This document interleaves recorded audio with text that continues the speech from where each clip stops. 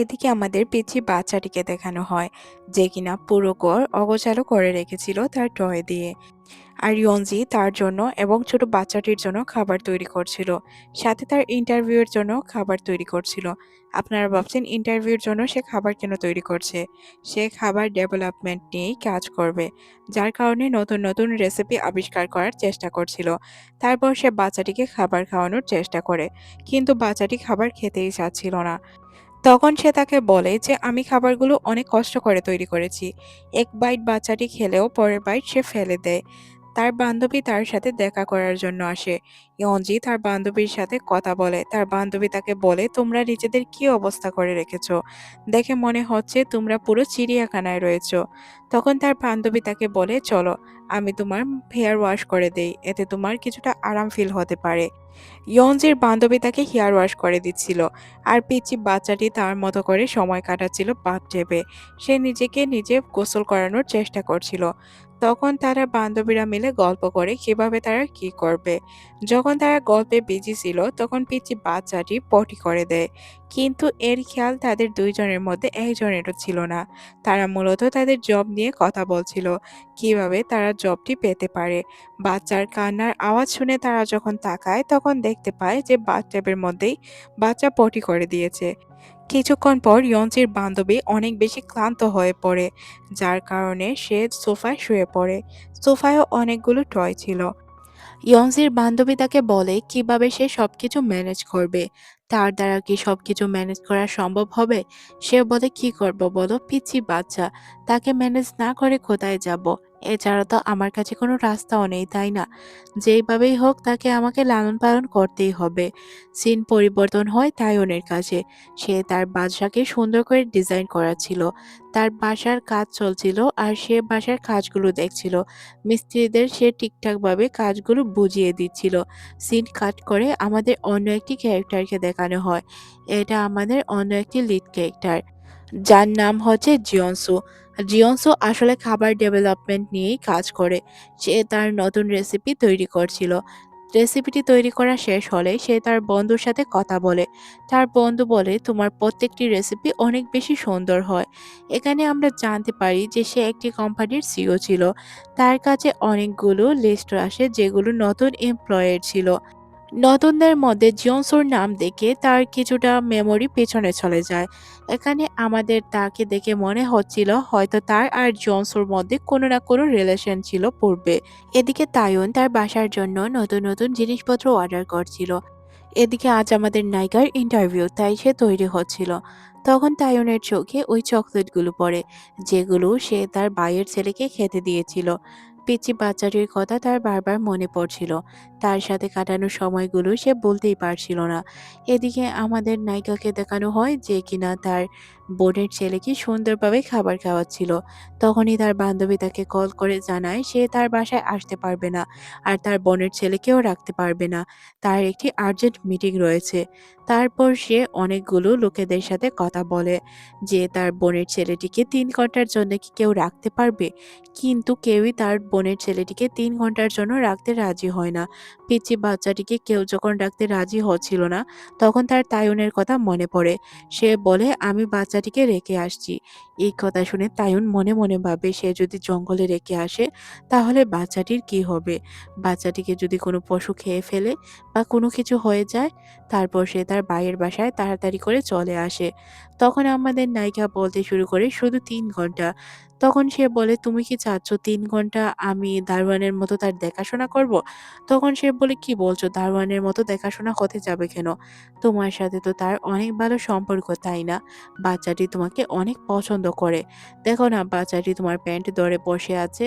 তখন সে বাচ্চাটিকে প্যান্টটি ছাড়তে বলে, কিন্তু বাচ্চাটি তার প্যান্ট ছাড়তেই চাচ্ছিল না। আমাদের নায়িকাও তাকে যেন ইশারা দিয়ে বলছিল প্যান্টটি না ছাড়ার জন্য। তখন আমাদের নায়ক বলে, ৩ বছর আগে তোমার সাথে আমার দেখা হয়েছিল। তুমি কি চাচ্ছ আমি এখন এই বাচ্চাটির জন্য তোমার সাথে থাকি?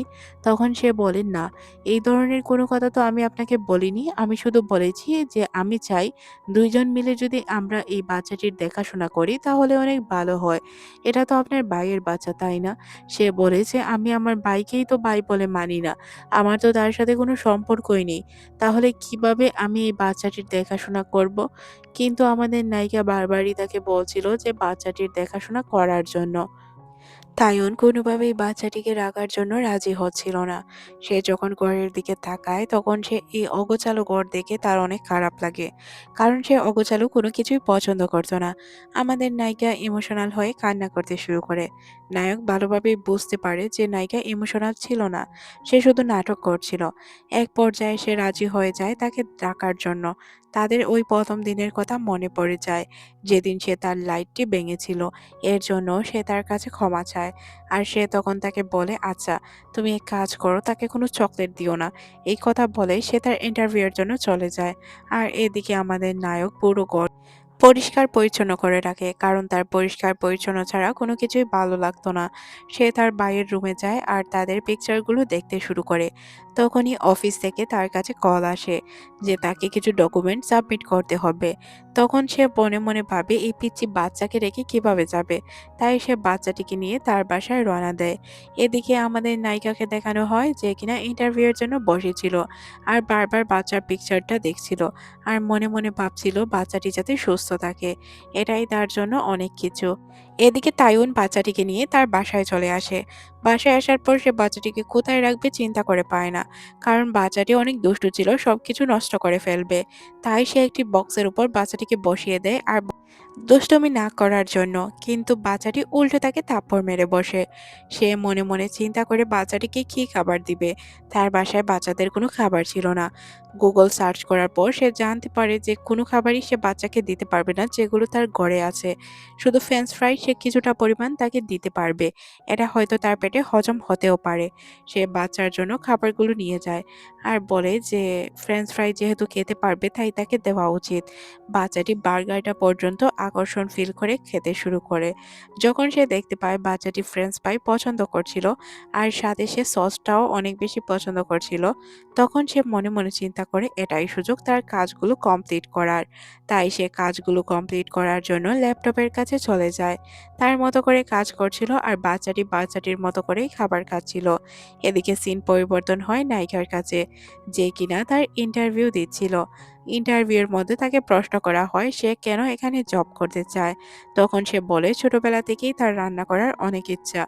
সে সবসময় এক্সপেরিমেন্ট করতে পছন্দ করে, নতুন কিছু তৈরি করা তার শখ ছিল।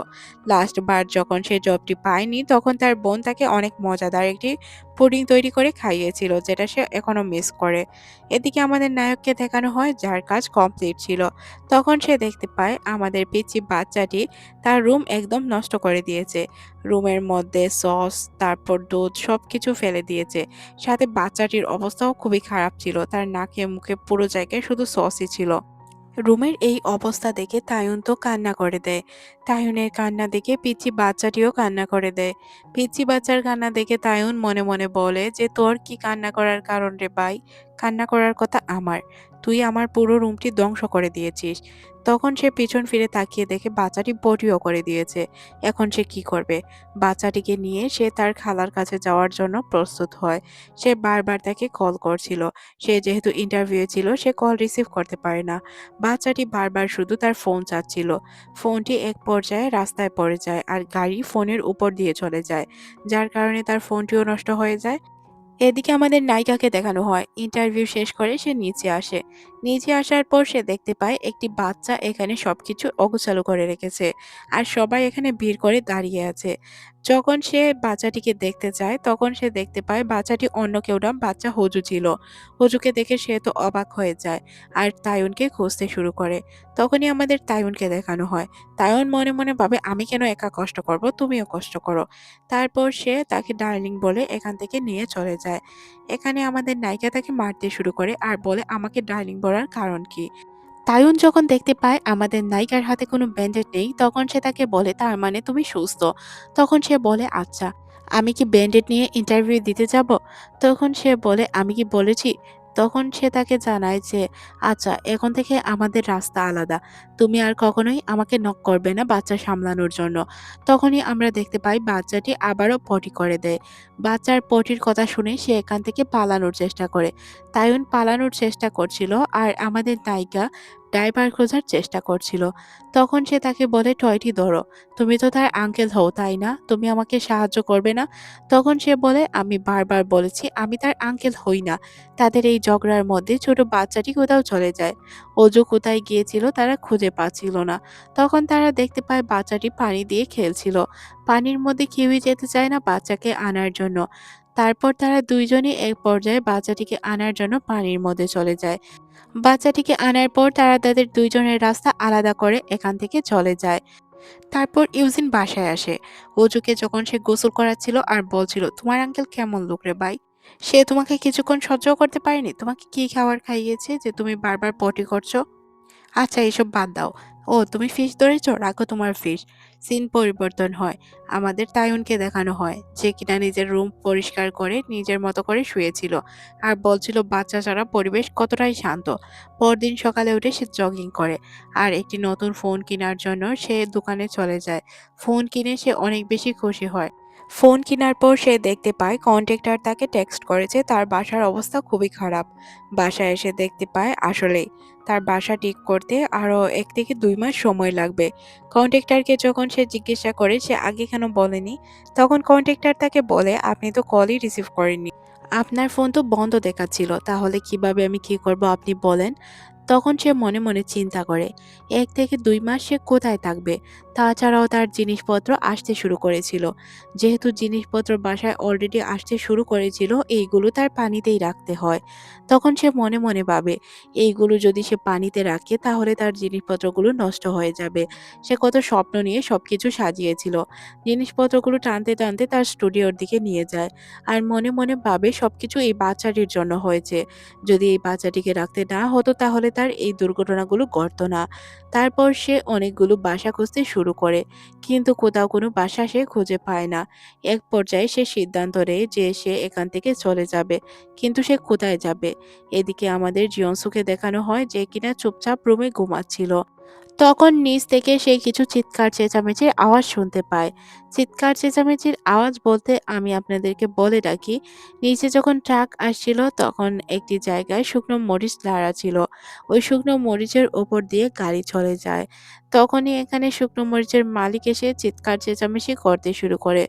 সাথে এখানে আশেপাশে যারা ছিল পাড়া প্রতিবেশী সবাই চলে আসে আর জিজ্ঞাসা করে এখানে কি হয়েছে। তারা তাদের মতো করে এখানে সবকিছু সলভ করে বসে।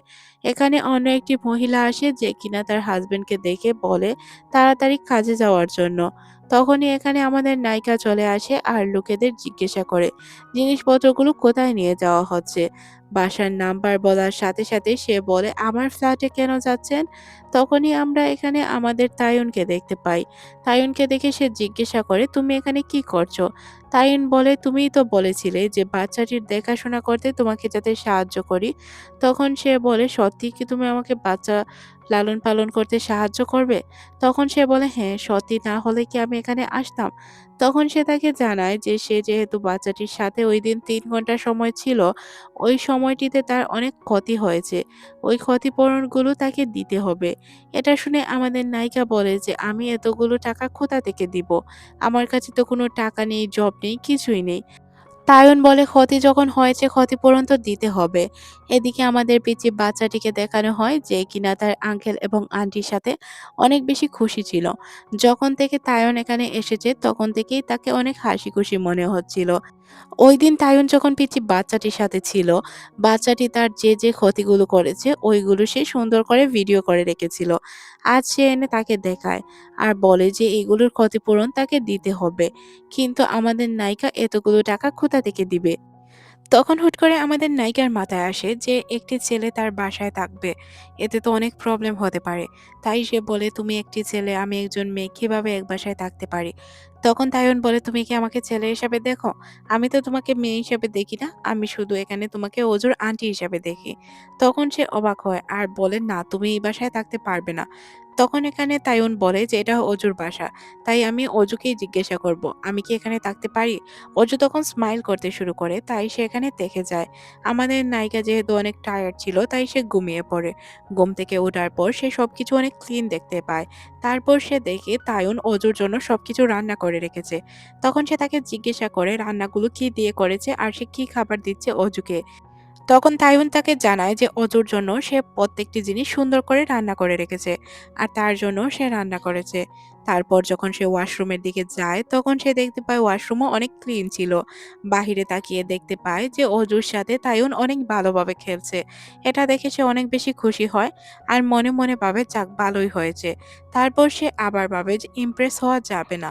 তখন তার ফোনে একটি টেক্সট আসে তার জব হয়েছে। এটা শুনে তো সে আরো খুশি হয়ে যায়। তারপর সে এই নিউজটি বাচ্চাটিকে বলে, সাথে তাইওয়ানকেও বলে। তাইওয়ান যখন নিউজটি জানতে পারে তখন তাকে বলে, এখন তোমার শপিং করা উচিত। নিজের জন্য কিছু কাপড়-চোপড় কিনে নাও কারণ তোমাকে নতুন জব জয়েন করতে হবে। তুমি চিন্তা করো না, আমি অজুকে সামলে নিব। অজুকে তুমি আমার কাছে রেখে তুমি চলে যেতে পারো। আচ্ছা অজু, আন্টিকে টাটা বলো। তুমি যাও, গিয়ে তোমার মনের মতো শপিং করে আসো। যখন এখান থেকে সে চলে যায় তখন সে বলে, ইয়েস, আমার কাজ কমপ্লিট। তখন আমরা আমাদের নায়িকাকে দেখতে পাই যে কিনা তার বান্ধবীর সাথে বসেছিল আর সবকিছু গল্প করছিল। তখন তার বান্ধবী বলে, কি হয়েছে? একজন ছেলে আর একজন মেয়ে কি রুম শেয়ার করে থাকতে পারে না? তোরা তো আর বেড শেয়ার করছিস না। এদিকে আমাদের নায়ককে দেখানো হয় তার প্ল্যান কি ছিল। 1 মাসে তার অনেক বাসা ভাড়া যাবে। আর যেহেতু সে তার বাসাটা ঠিক করছিল তাই তার অনেকগুলো টাকার প্রয়োজন ছিল। সে শুধু তাকে ইমপ্রেস করে রাখতে পারলেই হবে। সে বলে, অজুর আন্টিকে যদি আমি ইমপ্রেস করে রাখতে পারি তাহলে আমার বাসা ভাড়া সেভ হয়ে যাবে। তার বন্ধু বলে, মেয়েটির প্রেমে যদি পড়ে যাস তাহলে কি হবে? তখন সে বলে, না, এইসবের চান্সই নেই। আমি শুধু আমার জিনিসপত্রকে বাঁচানোর জন্যই তার সাথে আছি। আর তাছাড়াও এই মেয়ের প্রেমে পড়ার মতো মানুষ আমি নই। তার মন মানসিকতা আর আমার মন মানসিকতার মধ্যে আকাশ পাতার পার্থক্য রয়েছে। আমরা শুধু বাচ্চাটির জন্য একসাথে রয়েছি। এদিকে আমাদের নায়িকাকে দেখানো হয় যে কিনা তার জন্য কিছু কাপড়-চোপড় পছন্দ করছিল। কিন্তু দামে না হওয়ার কারণে সে এগুলো নিতে পারছিল না। তার বান্ধবী আসে আর জিজ্ঞাসা করে ফোনের মধ্যে সে কি করছিল। তখন সে বলে যে, আমি যেহেতু জবে যাব, বাচ্চাকে দেখার জন্য একজন মানুষ প্রয়োজন। আর এখন বেবি কেয়ারের অনেক দাম বেড়ে গিয়েছে। অনেকগুলো টাকা চাইছে। দিনের জন্য আলাদা করে, রাতের জন্য আলাদা করে। তখন তার বান্ধবী বলে, যেহেতু তার আঙ্কেল আপাতত তার কাছে আছে, তাহলে তুই তাকেই ব্যবহার করতে পারিস। এক কাজ কর, তুই তাকে টেক্সট করে জানা তুই তার সাথে কথা বলতে চাস। যতদিনই সে এখানে থাকে তাহলে তো তোর জন্য ভালোই হয়, তাই না? তুই তো টাকা ছাড়া একজন লোক পাবি। আর তার মধ্যে তুই টাকাও ম্যানেজ করতে পারবি। তখন সে তাকে টেক্সট করে বাসায় ডাকে। ২ জন সামনাসামনি বসে কথা বলে। এখানে সে বলে যে, তোমাকে শুধু ১ মাসই এখানে থাকলেই হবে। তাইয়ুন বলে, আমি ১ মাসই থাকবো।